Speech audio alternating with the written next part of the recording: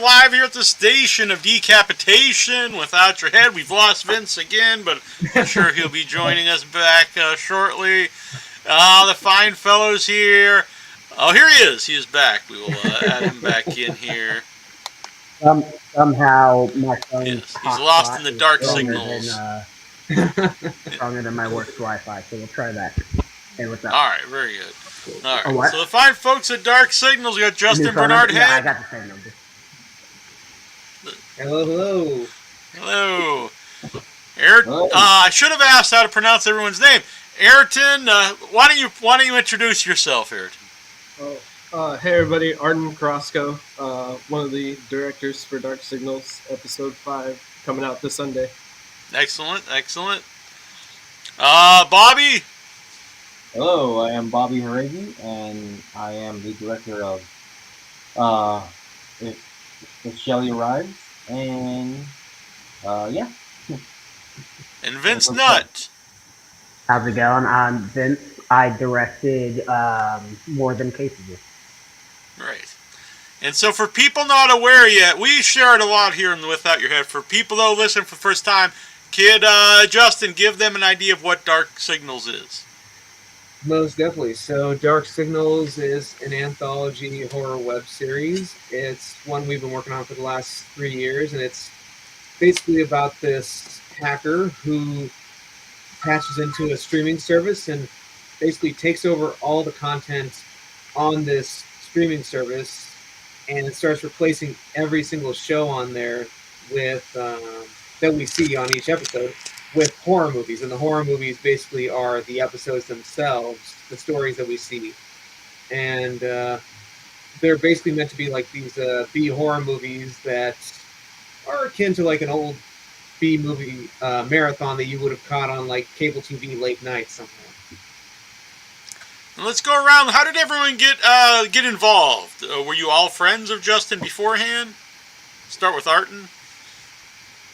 Yeah, actually, I went to college with Justin over at the Art Institute in Orange County.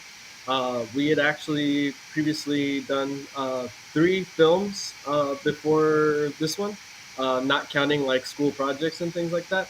So it was just kind of a moment of like Justin's looking for directors, and he asked me if I would be interested, and I said yeah. And I had this one script, and he was like, "That's not horror enough," and so we changed it a little bit, and basically just put zombies into the mix, and it worked out really great. Cool. Bobby, how did you get involved? Well, I've known Justin for quite some time. We took some classes together at Saddleback Community College, where we learned a lot and worked on a lot. And over the years, we've just been in and out of each other's projects. And, he told me about this idea, and I was just like, I hadn't really been doing a lot of fictional stuff. I did some music videos, and when he said that, I was like, oh, cool, this is a great opportunity to actually get back into the fictional world, the storytelling world, and I was pretty stoked. I had a couple ideas, ran them by him, and we just kind of settled on this one, and we were just like, yeah, I know start to finish how this is gonna look. It's gonna be pretty short, but I think it's gonna be good. It's gonna be fun. So yeah, that's pretty much where we went from there. And how about yourself, Vince? I went to college with Justin as well, and Ayrton. They were a little ahead of me, but we all went to the Art Institute together. And then a couple years ago, Justin hit us up, hey, looking for directors to make a horror anthology, and I was in from the start. I'd been working on a lot of things, but hadn't got to work on my own project in a long time, so it was a good excuse to get something made.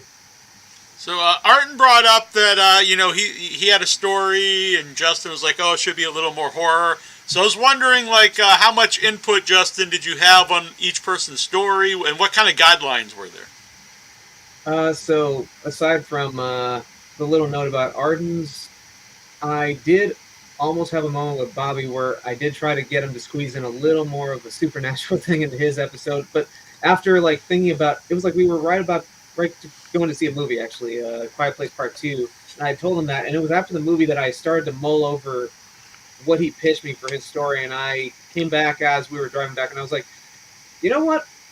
Do the story as you pitched it. we'll go from there. It's a good story, so let's do that. And with Vince's, I don't think I ever had any kind of any notes for him on that. I was sold from the start. And I mean he can get into this on a at a later point during this podcast, but his script started out as slightly different from what ended up on the screen or in the final project itself. But in either case, I was down for both scripts both versions of the script that he pitched. But in all honesty, the final version that ended up on YouTube and also at the Free to Cinema when we screened it is the best one for sure. But as far as like input, I didn't have too much input on anyone else's aside from what I told Arden and what I told Bobby's. And as far as guidelines, it was just they should be between 10 to 15 minutes. They should most definitely be dark in tone, and they have to feel like not only like their own movies, which I definitely wanted for sure. I also wanted them to feel like B horror movies, basically. So those were the basic guidelines I gave to everybody. Otherwise, they had free reign to do whatever they wanted creatively, stylistically, and such. And especially that was a big part of the show was having each one have their own identity and be different, so that it was like Dr. Midnight just plucking these movies from every which way and just putting them on this streaming service. Yeah. And so that the idea always was anthology to be a series like on streaming online and not like a movie. Yes, it was that from the beginning, with with starting it on YouTube, seeing if we can basically get it to get some attention on YouTube as it goes along, and then maybe see if we can either sell it to a streaming service at some point in the future, but especially try to get a season 2 out of it as well. Yeah, yeah. So were all of you at the screening? Yep. Yeah. Mm-hmm. Well, so what was that experience like? We'll go around with everyone, to watch it with an audience. Because when you're making it to stream on YouTube, maybe you're not aware it's ever going to, be on the big screen with people, live people there in attendance. Mm-hmm. So, who do you want to start with? We'll start with Art. We'll go in alphabetical order. So alphabetical order. So Art and Bobby, then we'll go with Vince. For sure. So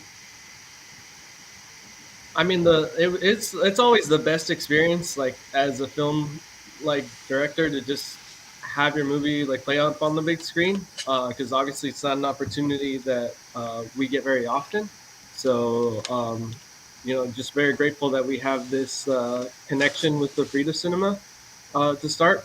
But it was awesome because all of us had gotten together at some point in the filming process. Maybe we were in post by this point, but we had gone to a little meeting at Denny's restaurant, and we actually ended up talking. And I thought I was plagued with all these problems in my film, and that I had the hardest thing to complete.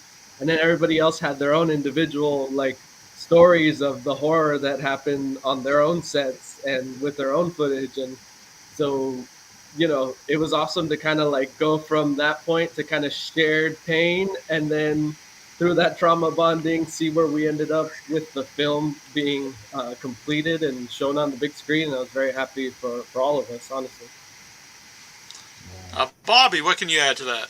What was your personal experience? I mean, it was probably, so far, the year's not over, but it was the highlight of my year. It was pretty amazing. Fantastic. The idea of all of us getting together, like Arden said, at Denny's, and we all, I hadn't met Vince and Arden. We were just, I only, knew they were working on the project, and we got together and we talked and we just, bonded over all our mutual, like Arden said, that, horrible experiences. But once we were there in a theater, and it's funny because me, Justin, and Vince went to the theater the week before to to check how it's gonna look and all that, how it's gonna sound, and that was the moment where wow, this is it. We're gonna see this in the theater with a bunch of people, and a week later, we had our premiere, and then the attendance was actually a little more, better than we thought, and it was such a great feeling of all of us being there collectively, hearing people react to the different moments in our film. So yes, it was definitely a really, really great experience. I recommend it. Very cool. Vince? Yeah, I mean, they both, all of us nailed it on the head. It's a surreal experience, and I thought it was just going to be a small crowd of friends and family, and then turning out we sold out almost half the theater, like just under by like 3 seats.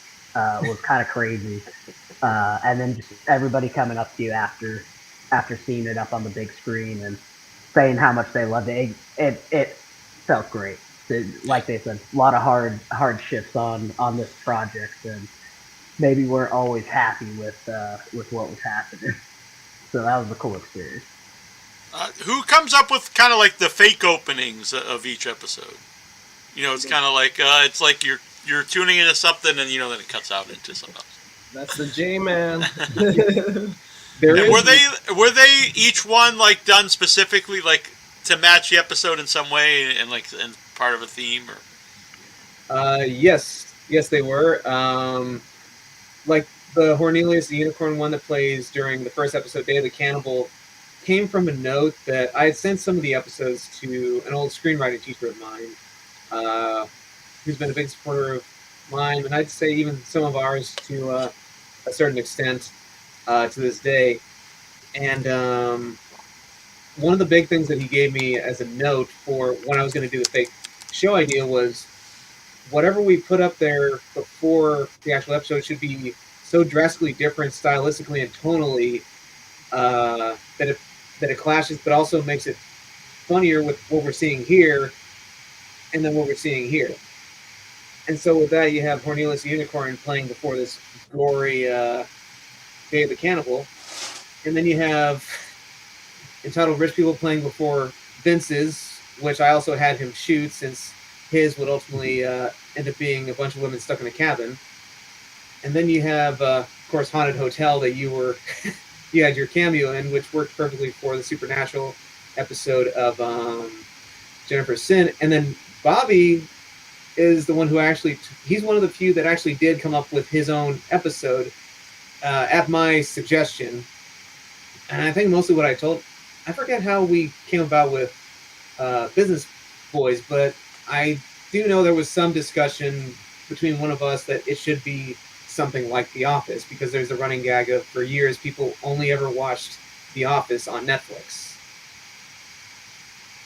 Yeah, I remember I originally planned to have like the characters watching a show in it, and Justin was like, "This is great because we can watch like if you're watching the show that is the before the it's the one streaming." So that was a great. I thought like this is gonna be great. We can work into this, and yeah, it worked out super cool. I love the actors that came together for Business Boys. We had a really good time shooting it, and yeah, totally meshed super well, and yeah. Now, Art, I have to admit, I've not seen your episode yet because it premieres Sunday. But can you give people an idea of what Antidote is about?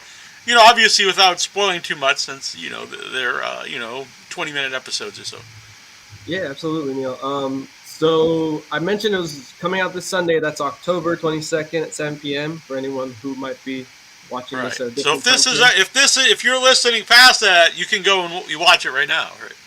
Absolutely. And so the intro for The Antidote is actually like a zombie reality show, and it's just super comical. And these zombies are like sitting on a bench, like in the park, and just kind of like on their phones, and it's kind of like social media, like people just kind of like scrolling and taking selfies, and that's yeah, just say that's really because Romero's zombie Dawn of the Dead is about people being zombies at the mall, and if you would take that in a modern day, I think that's totally fitting people on their cell phone.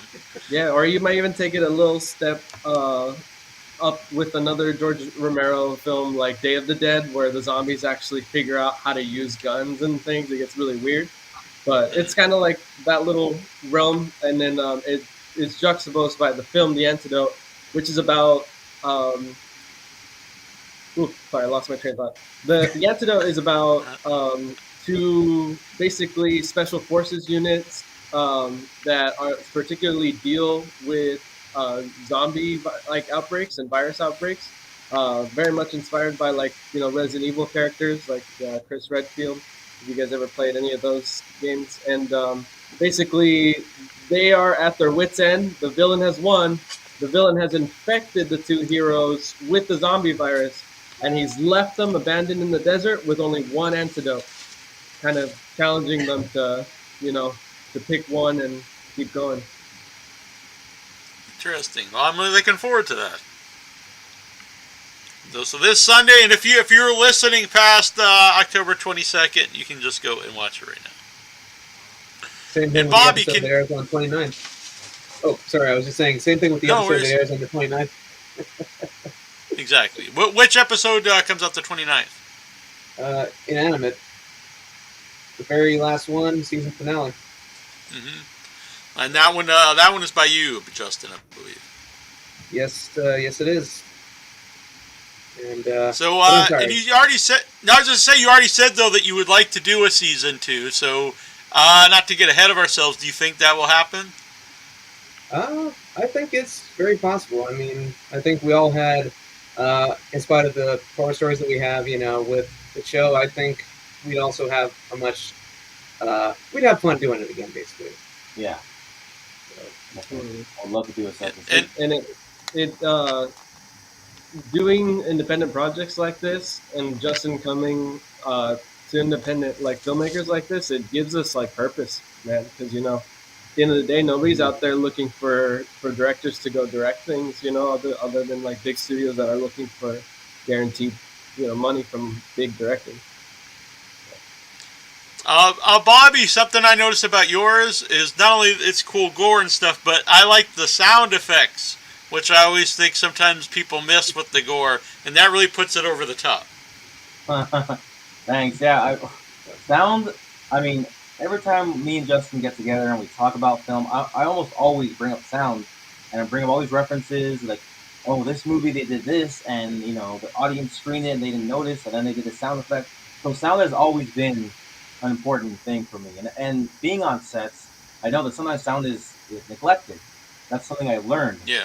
And it can add so much. It almost like makes things look better in some way. It makes your brain think it looks better sometimes. And so yes, I'm glad you noticed the sound, because we did work pretty dang hard on that. On the I think everybody worked hard on their sound. I remember, speaking for myself, we had some rough experiences trying to get it to sound the way we wanted to sound, to have the effects we wanted to. So yeah.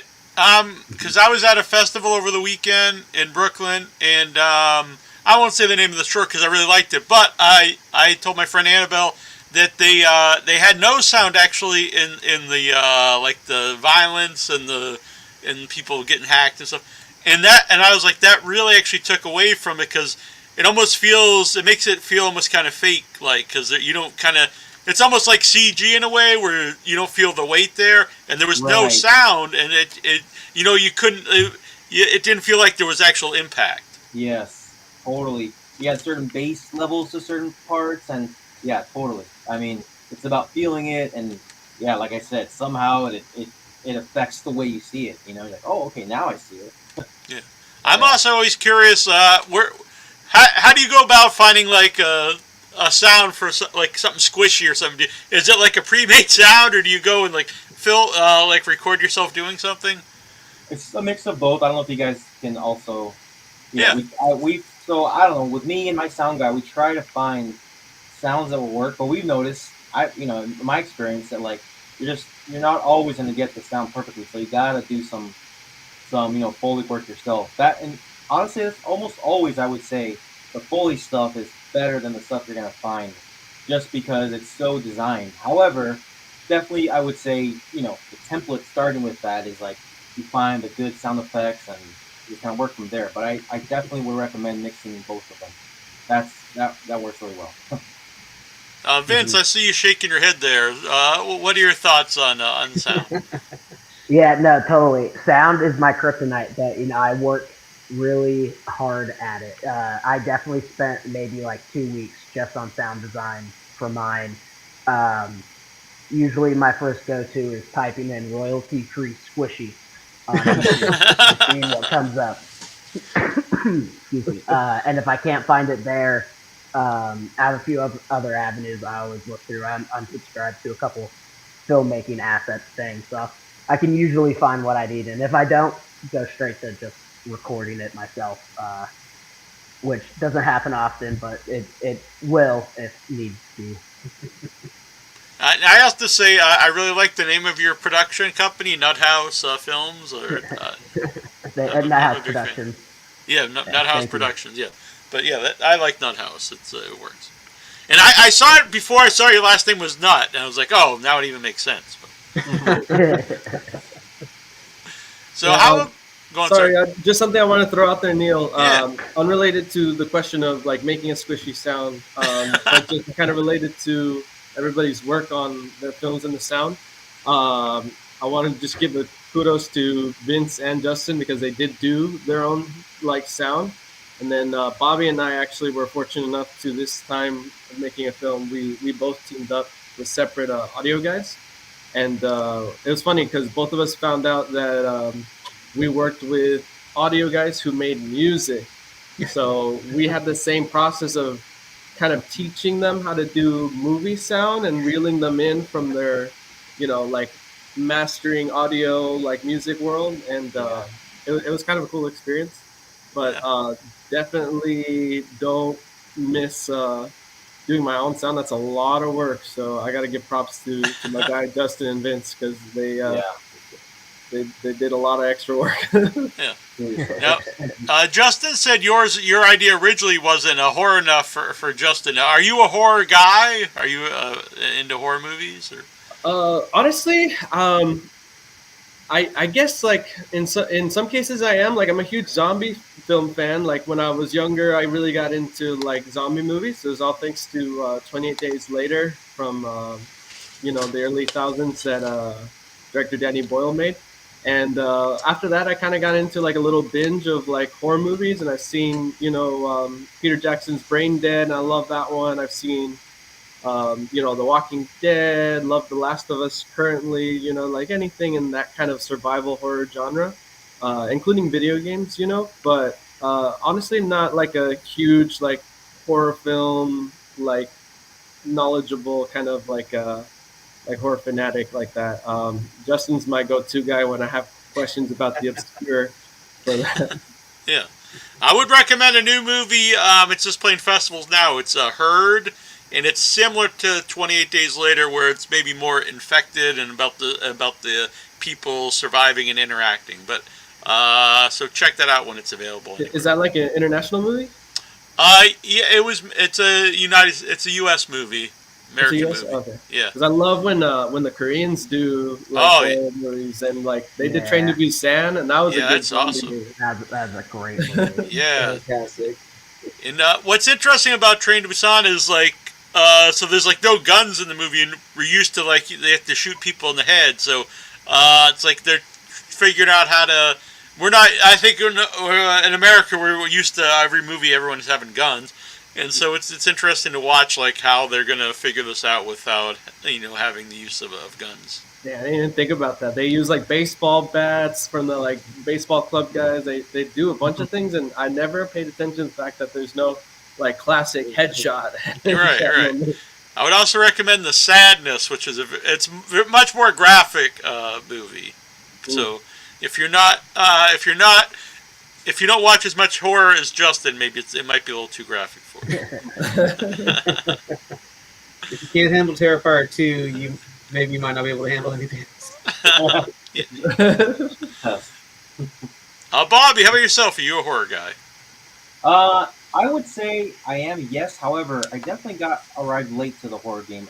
I think I don't think I really started to appreciate horror movies until I was about 24, 25.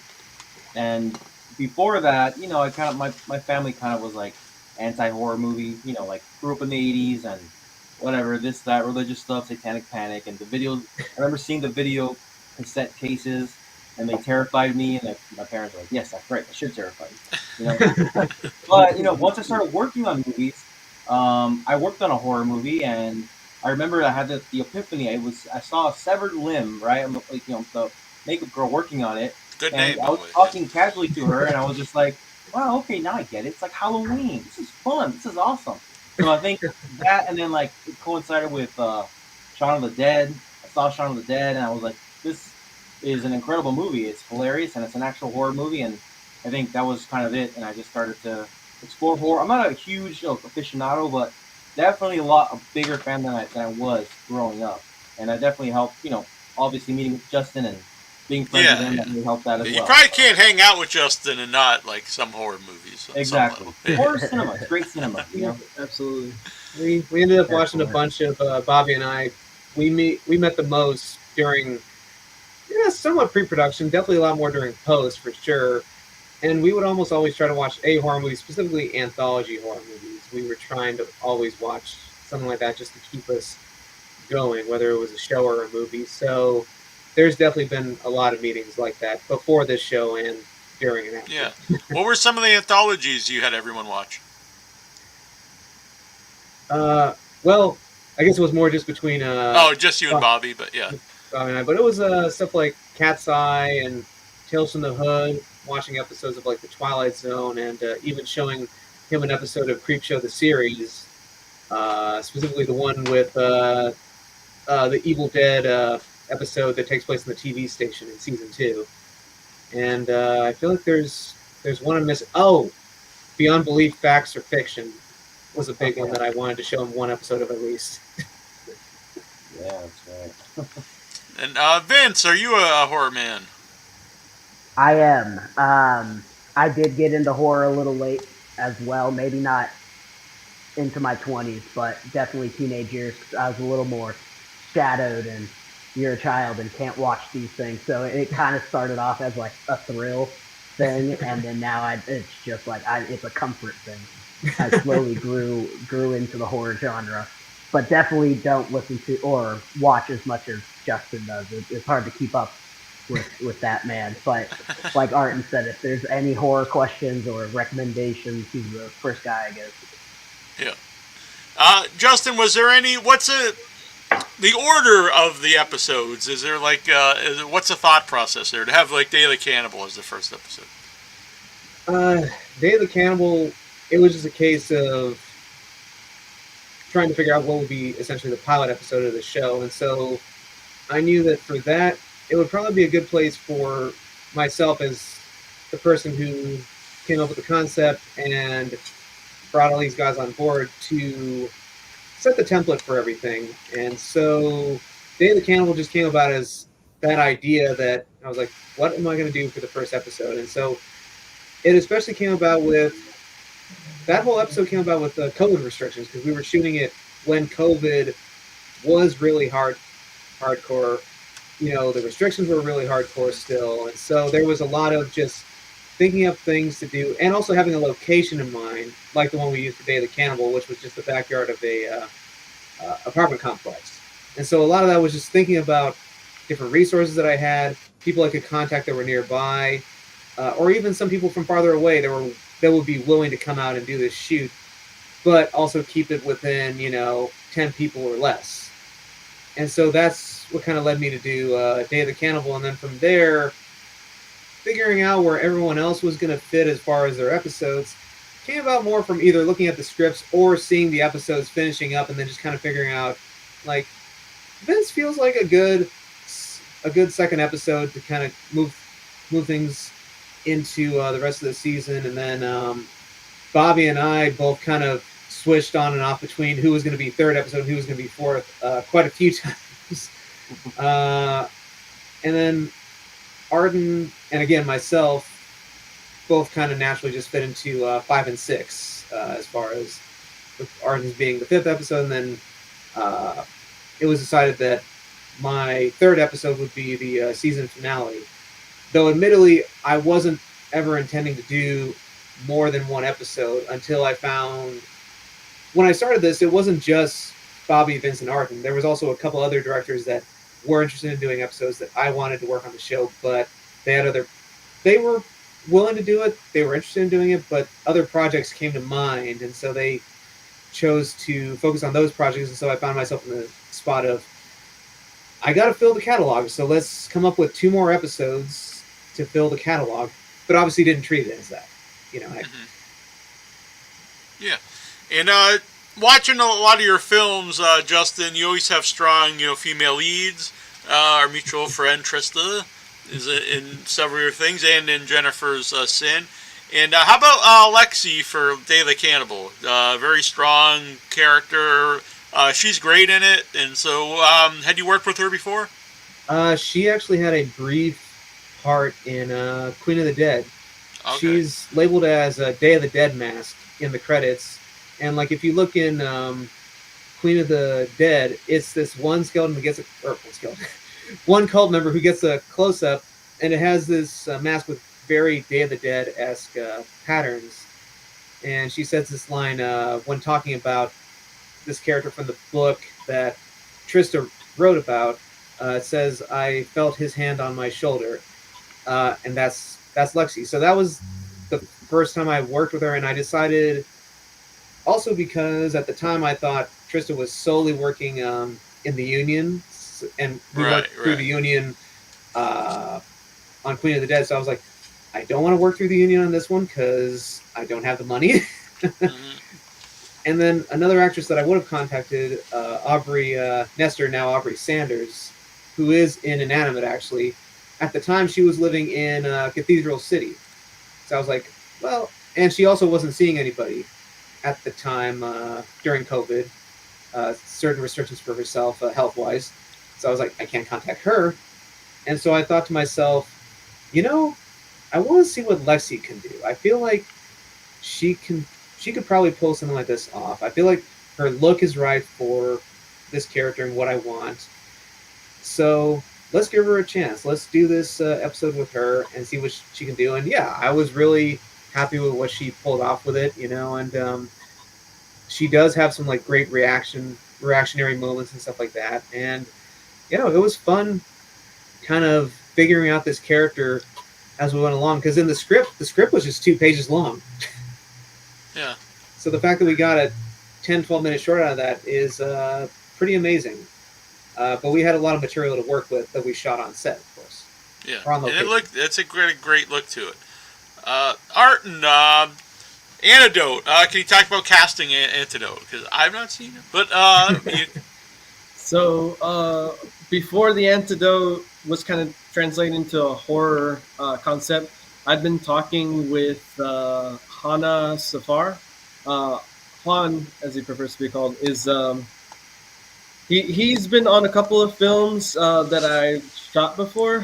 One of them being a movie called Carol's Watch, directed by my buddy Victor Marks, who ended up being the director of photography for this film, The Antidote. And he was also one of the first kills in I Laugh on the Outside, one of Justin Head's films. And so I'd seen him a couple of times and I liked him, and I was like, I could see him doing a lot of these kind of roles. And I shared the script with them oh man, this was too many years ago, maybe 4 years ago now.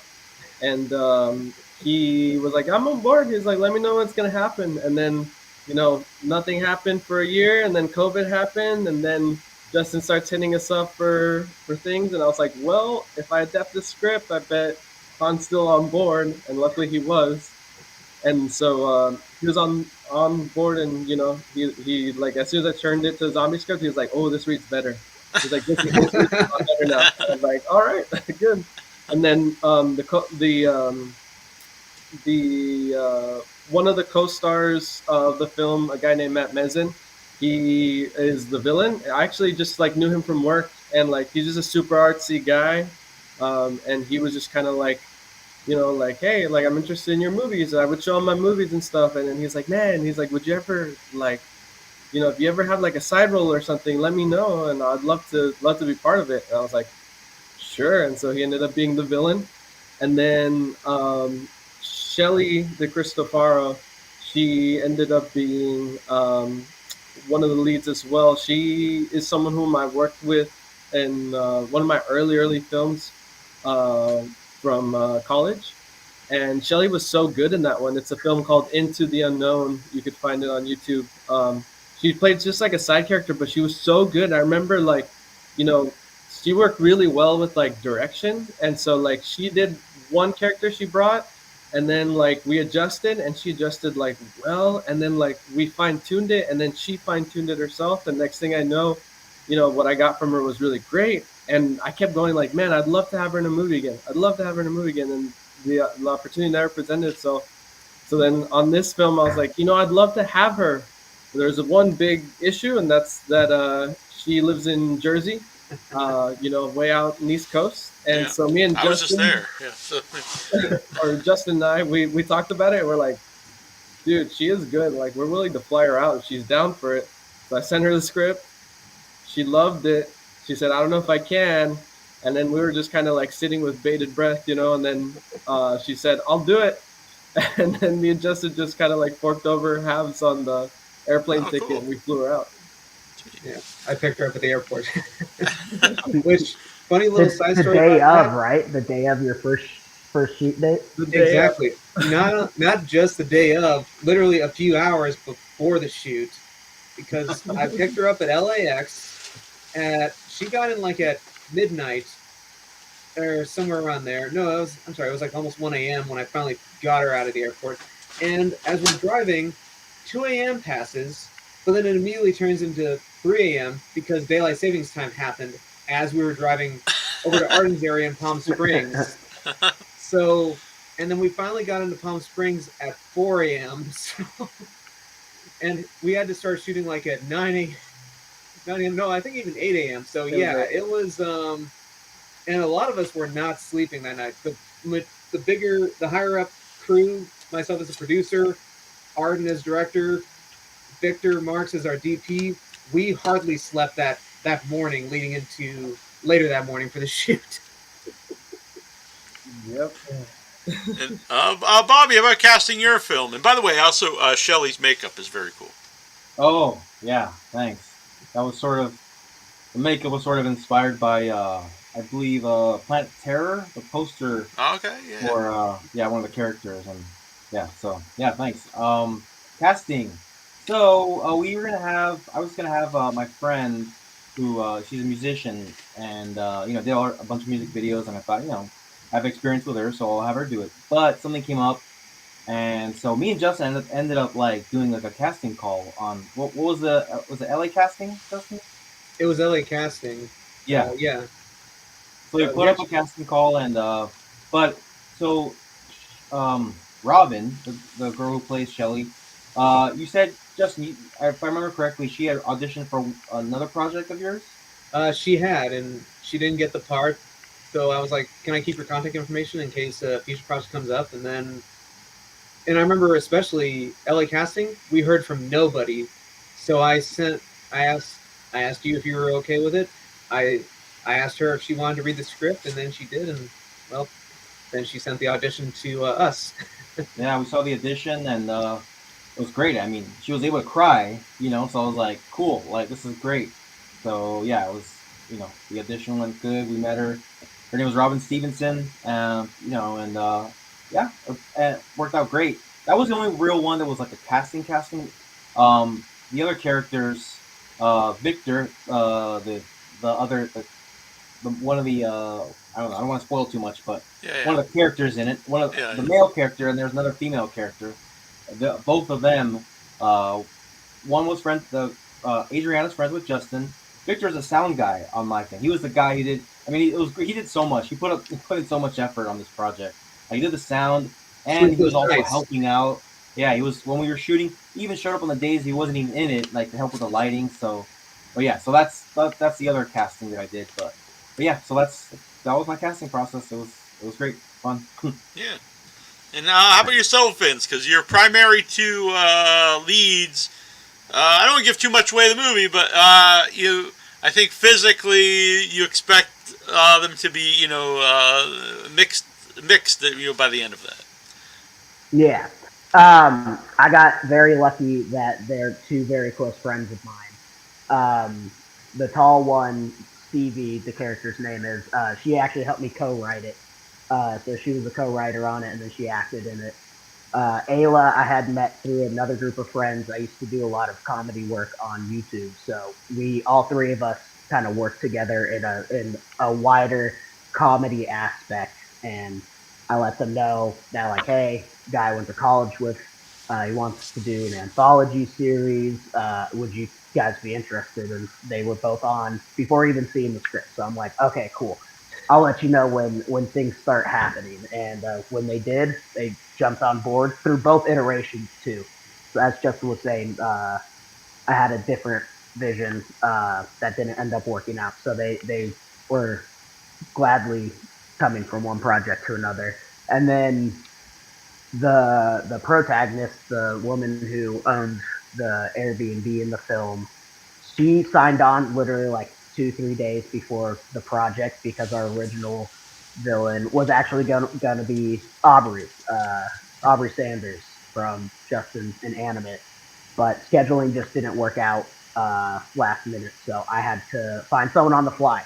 And Ayla, who plays Riley, the shorter one, she, God bless her soul, found someone at the final minute, and they just rehearsed. I had all three of them drive up to the location we shot up in Big Bear, so I had them all drive together to kind of get. Well, Ayla and Jess already had like a good friend relationship because they're also friends, so it just helped, and we're able to get it down. And then the gentleman in the beginning is Ayla's boyfriend, so it was very easy to get everything contained. Everything Yeah. kind of just fell into place. And I also like that you have a lot of the you during the credits, the movie keeps going, and I think that I always like that in movie, especially nowadays, because so often on other streaming sites they make it so it's impossible to even watch the credits. Like they just cut them off or Yeah, fly through them. yeah. That idea originally wasn't there. I just had like the opening montage as the idea, and then I think I was watching Zack Snyder's Dawn of the Dead, and then in the credits in that it shows like found footage clips. I'm Yeah, like, oh, that'd be. I should do a montage at the end too of them doing stuff. And then the last actual three shots of the film were leftover shots from the very first time we shot. So if you look very carefully, Easter egg, they both look completely different than they do in the beginning of the film. So it was easy to show like, oh, passage of time. yeah, They're out living their life now. So yeah.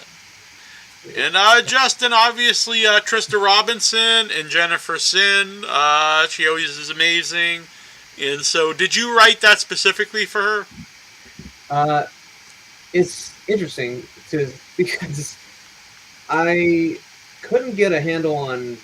So like the other two characters, I was able to just write no problem. With Jennifer, I again at the time I did not know that Trista was Right. working with and without the union, like basically able to go between both them, non-union and union.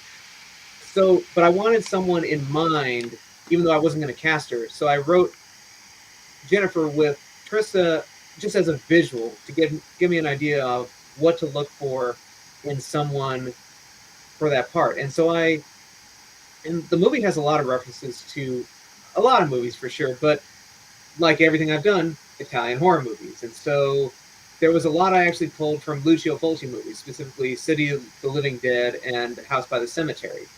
And so when I was doing casting on LA Casting, there was this one actress named Lisa Starrett who ended up getting the part not just because of her audition, which was pretty great, but also because visually she reminded me of the little girl in House by the Cemetery. Uh, and so for a while we actually had that actress and my other two actors, Scott Feinblatt, who's a good friend of mine, and an actress that I've been meaning to work with for years, Michelle Moravec. And so we rehearsed for several months. We were getting ready to shoot it in like July of 2022. We had a location and everything, and then something came up with my DP. My director of photography had this job at a summer camp that he was going to be able to take a break from in July and come stay in LA and shoot with us that weekend. But he ended up being stuck in that camp because of a COVID outbreak.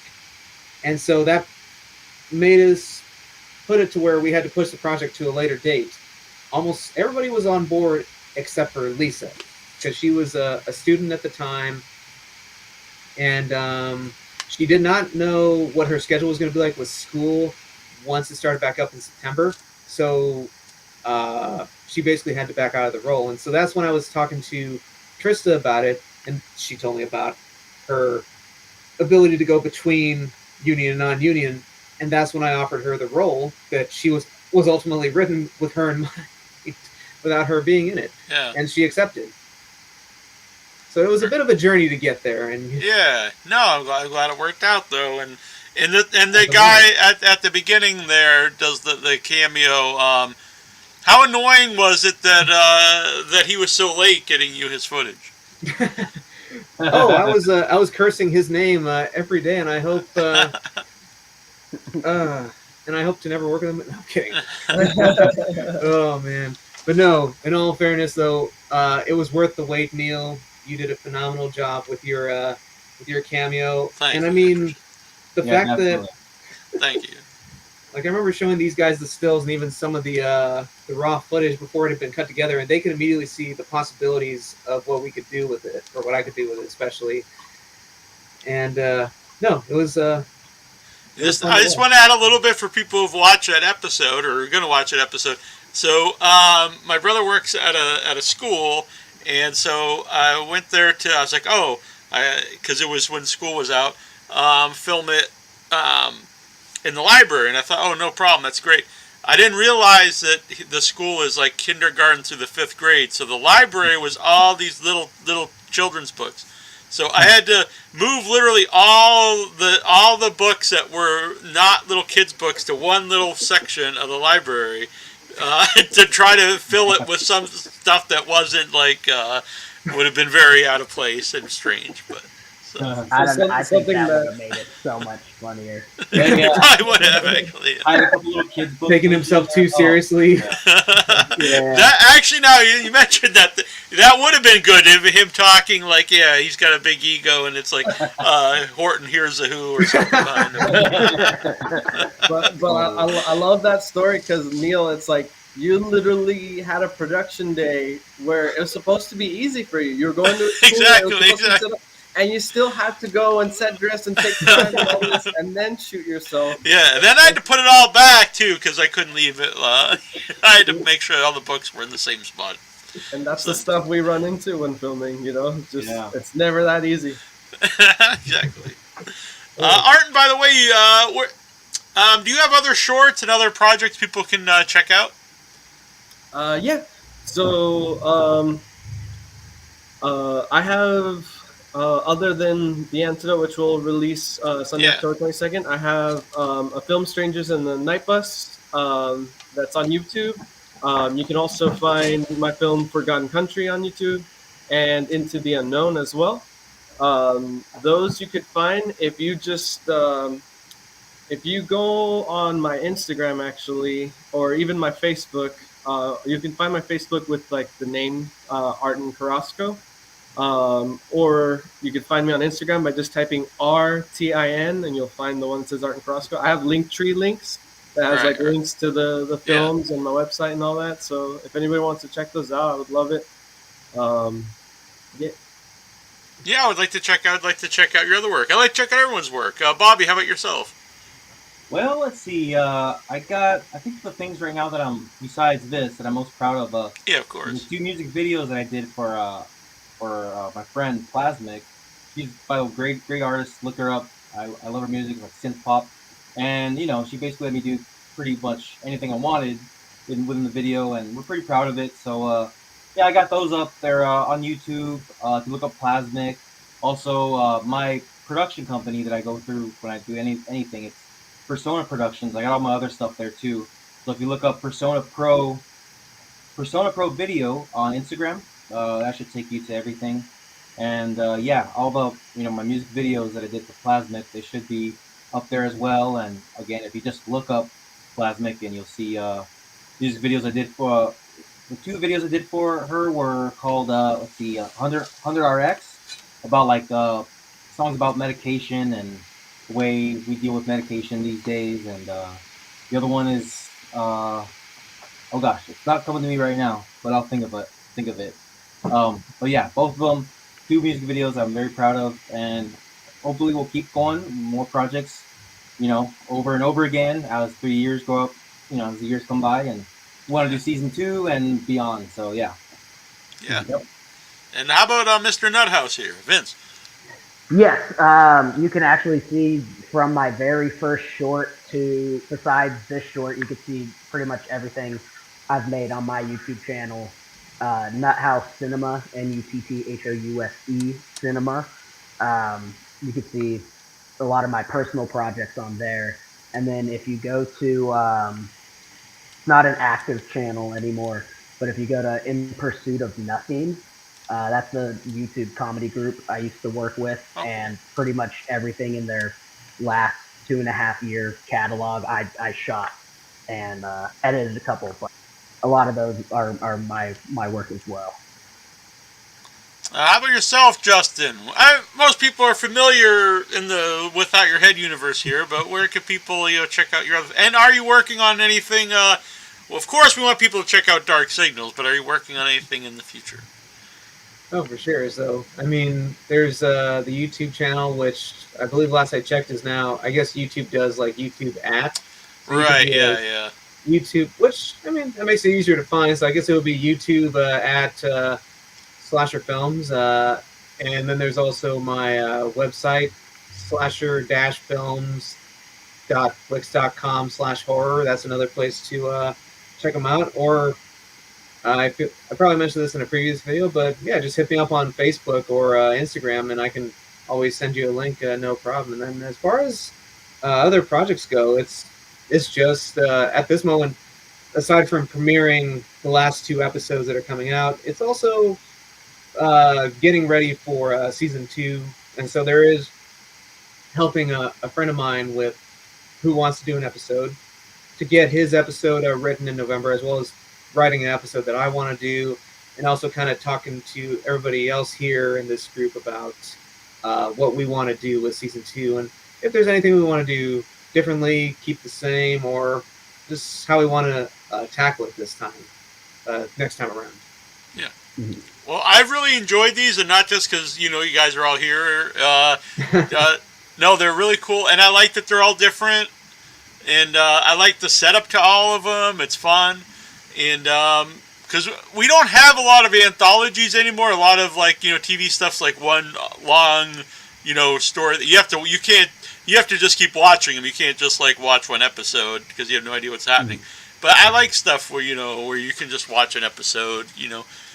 So the first 4 are up there, and then the Antidote from Ayrton is premiering this weekend, and then the final episode of season 1 the week after that. And then hopefully, and not hopefully, we'll see season 2. Can I plug one more course. spot? You can see my work that I forgot about. My Instagram, I post stuff about my films and whatnot. But that's also where I post a lot of my photography stuff. Cool. You can find that at Nuthouse Media. All right, very good. I'll check all this out, and I'll try to put everyone's links in the description. Awesome. Most definitely.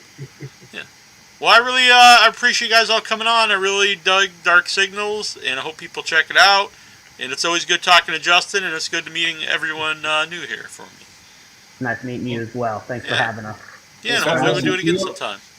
Most definitely, we shall. Yeah. No, thanks for having us on, Neil. This was a great pleasure, as always. All right, we'll talk to you guys soon. We're going to play us out with the music of the month, which is Motel Transylvania. And we'll talk to everyone soon. Cool.